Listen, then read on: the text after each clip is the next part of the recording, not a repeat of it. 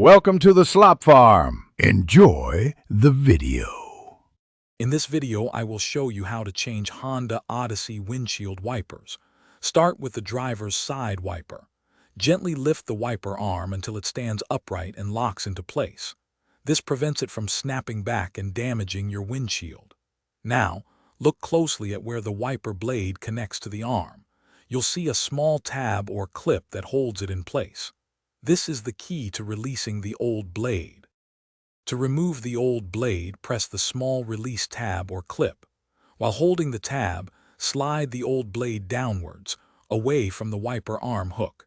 It should detach easily. Once the old blade is off, gently lower the wiper arm back onto the windshield, placing a towel underneath to protect the glass from scratches. Repeat this process for the passenger side. Now take your new wiper blade. Align its connector with the hook on the wiper arm. Slide the new blade upwards onto the arm until you hear a distinct click. This click indicates that the blade is securely locked into place. Give it a gentle tug to confirm it's firmly attached and won't come loose during operation. With both new blades installed, carefully lower both wiper arms back down onto the windshield.